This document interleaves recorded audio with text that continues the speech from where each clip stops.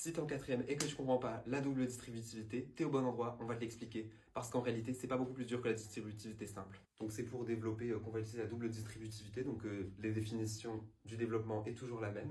C'est-à-dire on transforme un produit en une somme. Ici on a A plus B, facteur de C plus D. Donc on a ici un fois qu'on n'écrit pas, mais il est quand même là, il ne faut pas l'oublier. Donc qu'est-ce qu'on va faire? On va faire comme dans la distributivité simple, c'est-à-dire qu'on va venir distribuer les facteurs entre eux.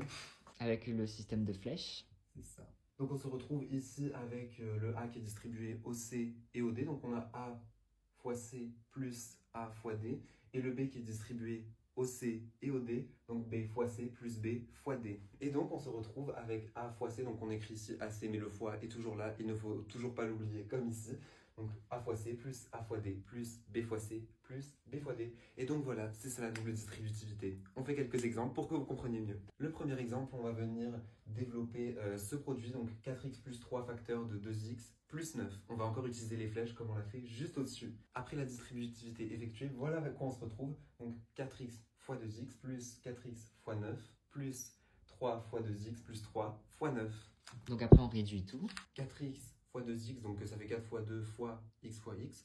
Donc 4 fois 2, ça fait 8 et x fois x, ça fait x carré. Ça, on vous l'a expliqué dans notre vidéo sur les puissances. Allez la voir si vous n'avez pas compris les puissances. Ensuite, 4x fois 9, ça fait 4 fois 9 fois x, ça fait 36x. 3 fois 2x, ça fait 3 fois 2 fois x. Donc 3 fois 2, ça fait 6 fois x, 6x. Et 3 fois 9, ça fait 27. Et là, on peut venir simplifier tous les x. Donc 8x carré, c'est une seule puissance. Mais on a 6x plus 36x, comme ils sont à la même puissance de x, on peut les simplifier, donc ça donne 42x. Et le 27, il est tout seul, donc ça fait 27. Avec quoi on se retrouve, on a bien transformé un produit en une somme, donc on va passer au deuxième exemple. Le deuxième exemple, c'est presque le même que le premier, mais on change un petit peu les signes. Donc au lieu d'avoir 4x, on a moins 4x, et au lieu d'avoir plus 9, on a moins 9.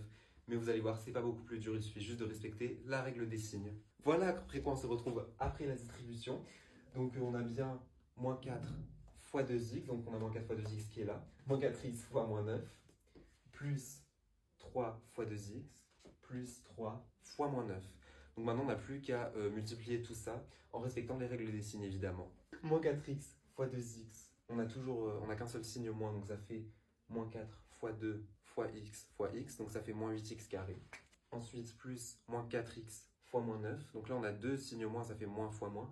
Donc ça fait moins 4 fois moins 9 fois x.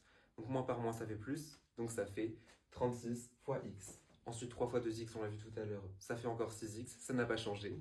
Et 3 fois moins 9, ça fait moins 9 fois 3. Donc on respecte la règle des signes. Ce qui fait moins 27. Donc là, comme c'est plus moins 27, on peut directement écrire moins 27. Et là, on peut de nouveau simplifier les termes. Donc 6x plus 36x, ça fait encore 42x. Et on peut terminer la somme. Et comme on vient de le voir, plus moins 27, ça fait moins 27, donc on peut l'écrire directement comme ça, ça allège l'écriture. Voilà, on vient de passer d'un produit à une somme, on a encore développé, en respectant bien les règles des signes.